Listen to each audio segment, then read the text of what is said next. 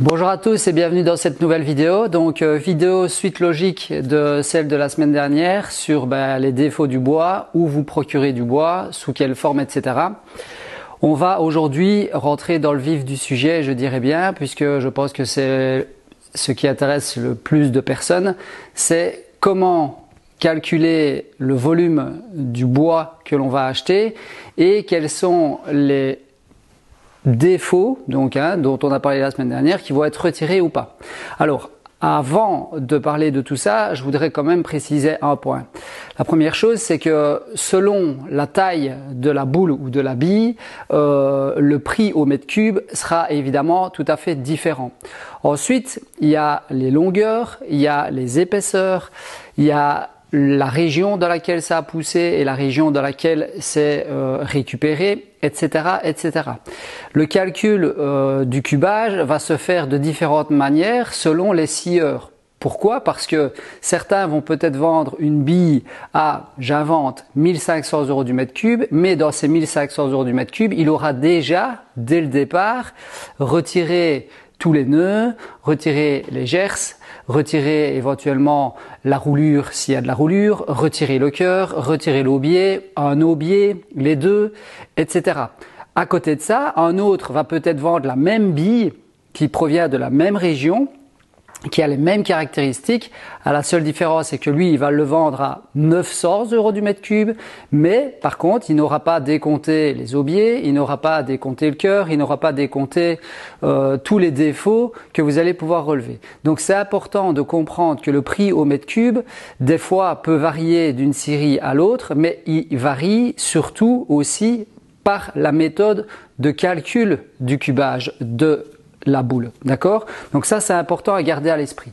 Donc moi ici, je vais vous expliquer comment mon scieur fait, mais de nouveau, à savoir qu'il y a plusieurs méthodes et également aussi la possibilité de négocier certains défauts avec le scieur. Si vous considérez que par rapport au projet que vous avez, il y a trop de défauts, que vous allez avoir trop de pertes parce que par exemple vous avez besoin de très grandes longueurs et malheureusement dans cette longueur il y a une gerce ou bien il y a un nœud ou quelque chose de disgracieux, soit vous allez être dirigé vers une autre boule ou une autre bille, ou tout simplement vous allez pouvoir négocier éventuellement avec le scieur en disant voilà, moi cette boule-ci elle m'intéresse, vous n'avez pas décompté ce nœud-là, moi par contre par rapport au projet que j'ai, c'est vraiment très dérangeant, est-ce qu'il y a possibilité de réduire de X euros, de X%, voilà, donc tout est un peu faisable.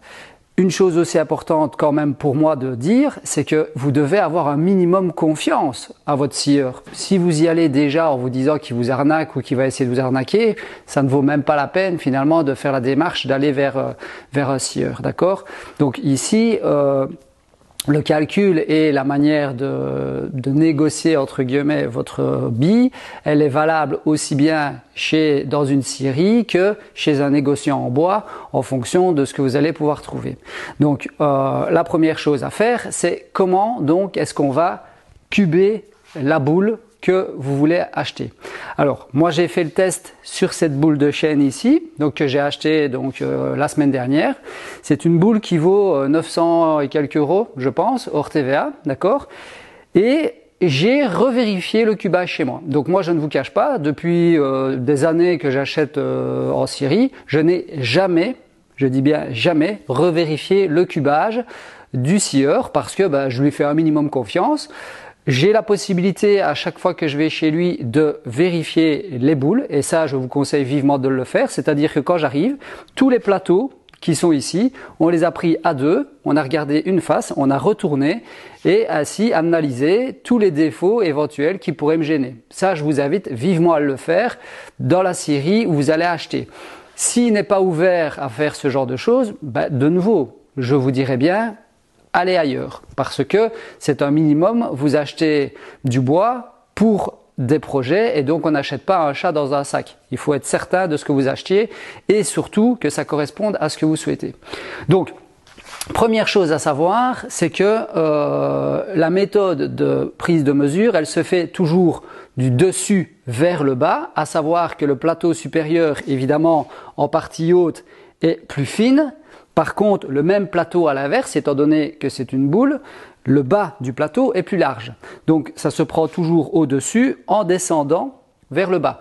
Et donc ça équilibre entre guillemets les mesures pour justement cuber celle-ci. Alors la mesure elle se prend au centre du plateau, d'accord, et au biais compris. En tout cas, chez mon scieur, c'est au biais compris. Donc on mesure ici, en l'occurrence, on va dire 2,50 m, on divise en deux, 1,25 m, et on mesure la largeur du plateau au biais compris. On prend toute cette mesure sur tous les plateaux et on l'additionne. D'accord? Donc moi ici, en l'occurrence, c'était, je me souviens plus, 2,40 m et quelque chose.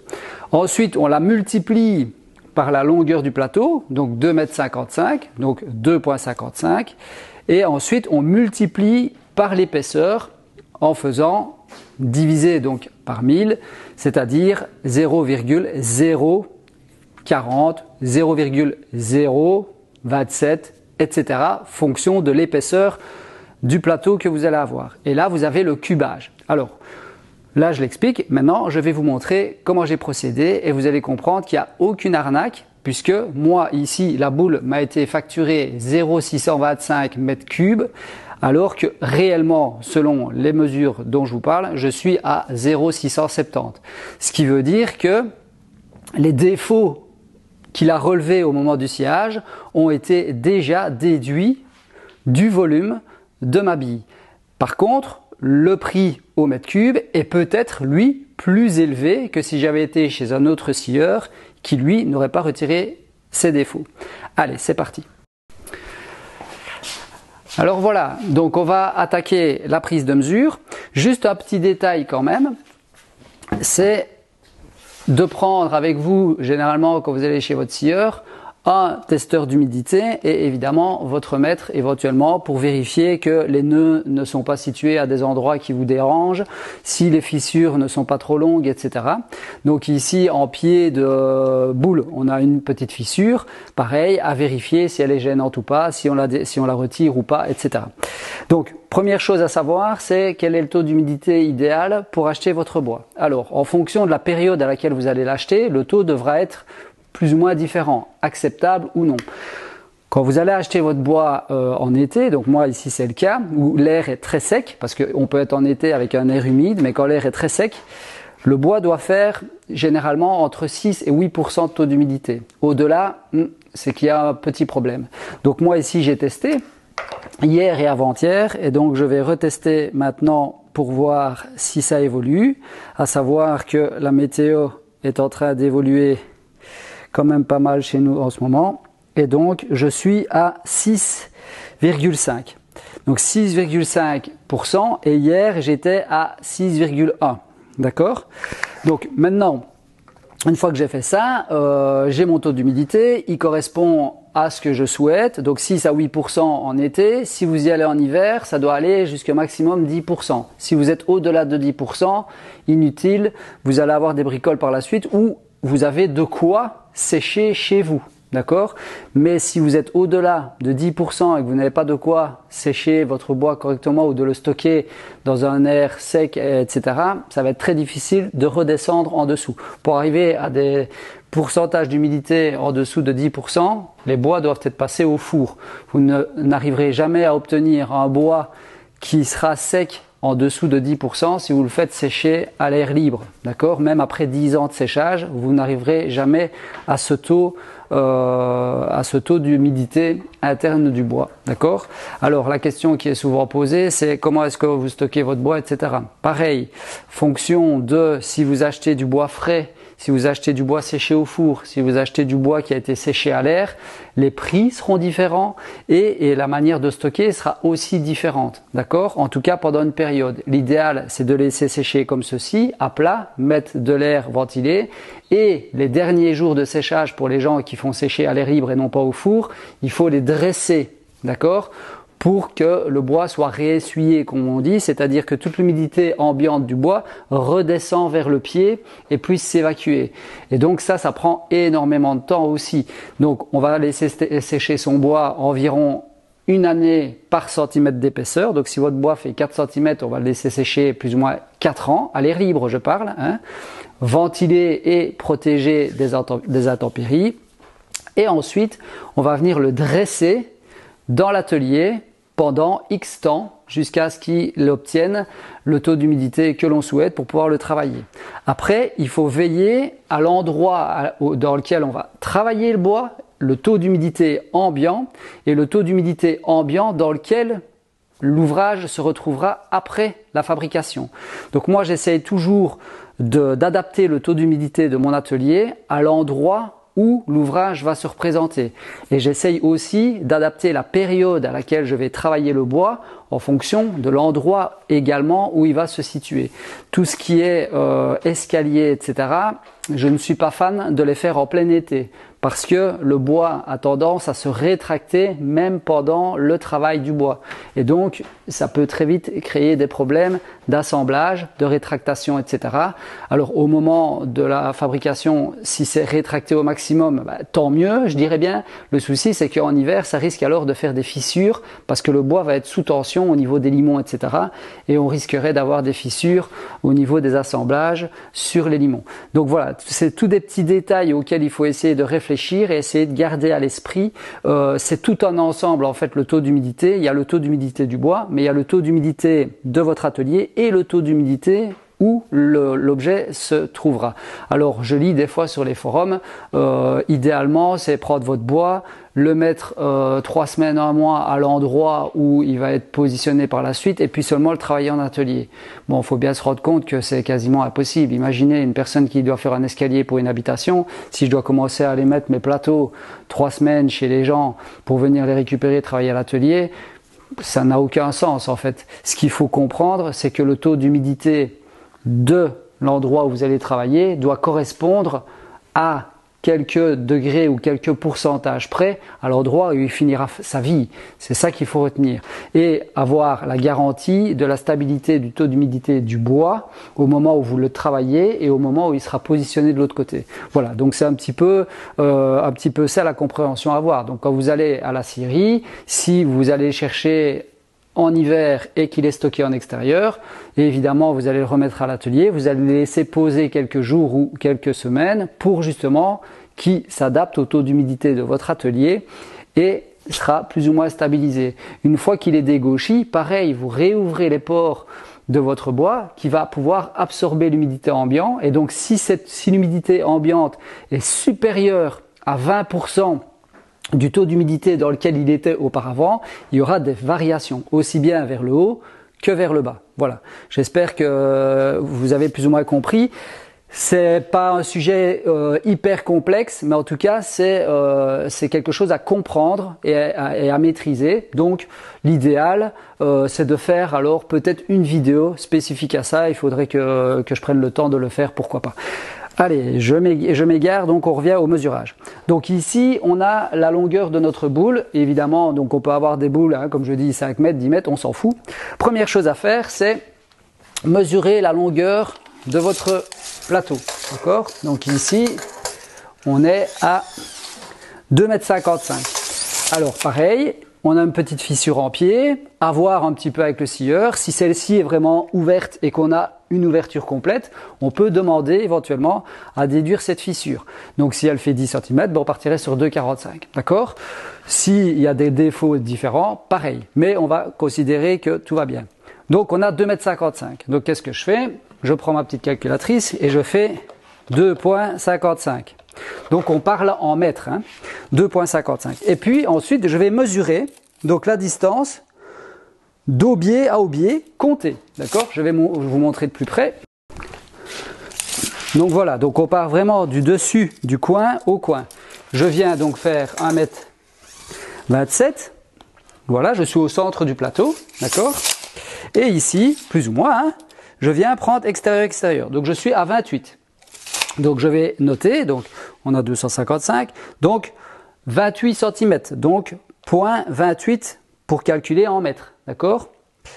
Plus, et je vais mesurer celui du bas. Donc pareil, je vais chercher l'extérieur du plateau, je viens chercher le coin, le bord ici, mais de l'autre côté, je suis à 42, d'accord? Donc plus 0,42, plus, je fais le suivant, Donc je vais descendre un petit peu la caméra. Donc je fais le troisième, voilà, et je suis à plus 44 et demi, d'accord? Donc plus point 44,5 plus. Et je descends, j'arrive à 46, 46.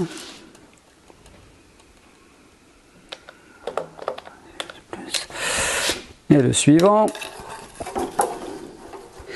plus 43. Ok? Alors, une fois qu'on a pris toutes ces mesures-là, ben, on multiplie, donc on fait fois 5,10 dans mon cas, puisque c'était des longueurs de 5,10, hein, faut le savoir. Et puis, on multiplie par l'épaisseur des plateaux. Donc moi, en l'occurrence, ici, c'est des plateaux de 42 mm. Donc je vais faire fois 0,042 et j'arrive à 0,670 m3 et j'ai été facturé 0,620. D'accord? Donc tout ça pour vous dire que les petits défauts, etc. qui ont été calculés ont été déduits. Donc pour le principe, j'espère que vous avez compris. Donc vraiment extérieur, extérieur. En partant du dessus, on prend le dessus du plateau.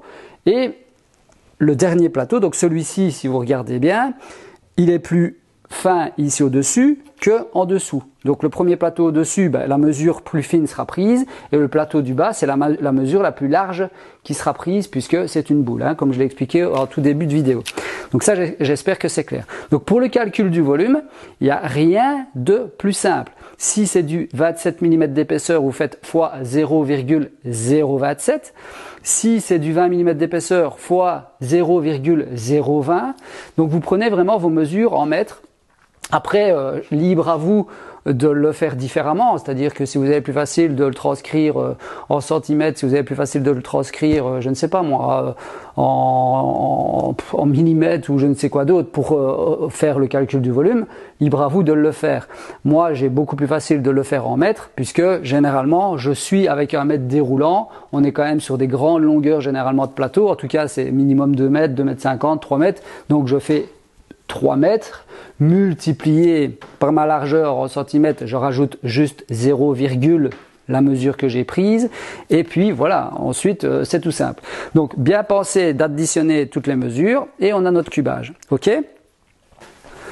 Donc maintenant qu'on a notre calcul et le cubage, et qu'on comprend comment est-ce qu'on doit faire, la question est de connaître le prix au mètre cube, d'accord? Donc par exemple ici, moi je suis à 0,670, hein, 0,670 multiplié par, donc j'ai un tarif ici que mon scieur m'a fourni, qui me dit que pour du premier choix, je suis à 1270 € du mètre cube, à partir du moment où les plateaux font de 30 à 39. Donc de l'extérieur à l'extérieur, de 30 à 39 cm, je suis à 1270 € du mètre cube.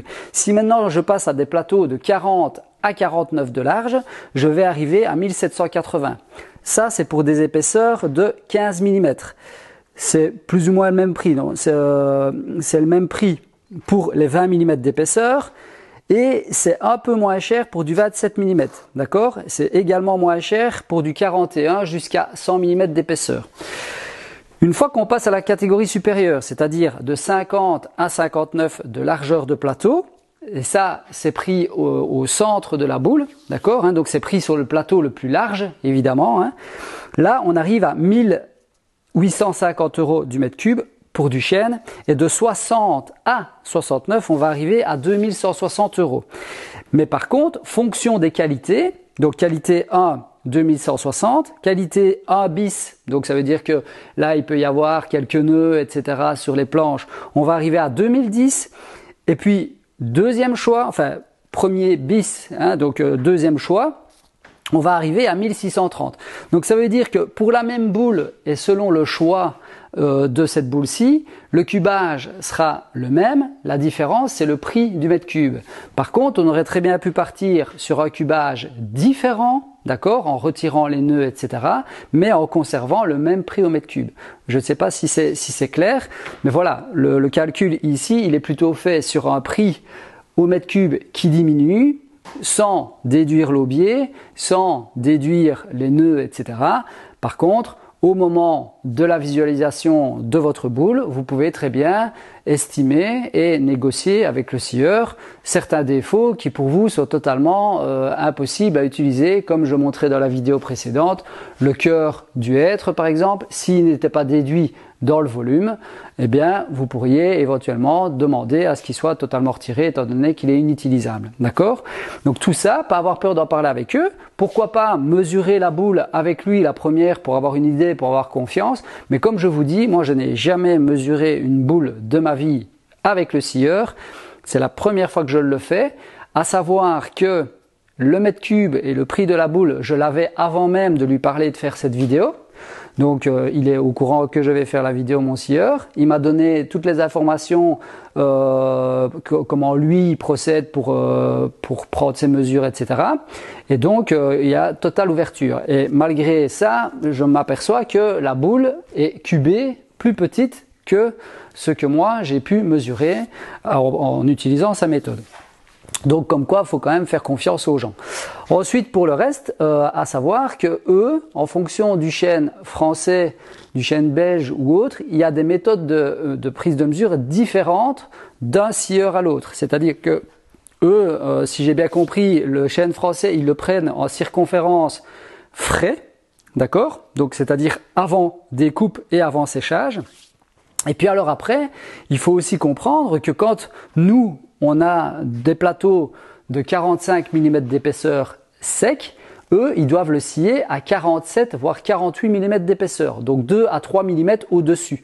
Parce que en séchant, hop, il se rétracte en épaisseur et il se rétracte également en circonférence. Donc quand ils vont acheter un bois, par exemple une grume fraîche, et qu'ils prennent la circonférence, il faut juste se rendre compte qu'après séchage, il va se rétracter dans un sens et se rétracter dans l'autre. Donc en termes de volume, eux également perdent. Je ne connais pas les prix sur pied, mais il faut comprendre tout ça. Il faut prendre tout ça en ligne de compte aussi pour que tout le monde gagne sa vie, hein, c'est-à-dire que les scieurs doivent gagner leur vie et nous, on doit pouvoir travailler et acheter du matériel ou des matériaux de qualité à un prix juste. Alors je sais qu'aujourd'hui tous les prix sont en train de flamber sur tout et n'importe quoi. C'est vrai que beaucoup de choses sont à justifier, en tout cas moi je le trouve, mais voilà, malheureusement à nous de nous adapter, d'accord?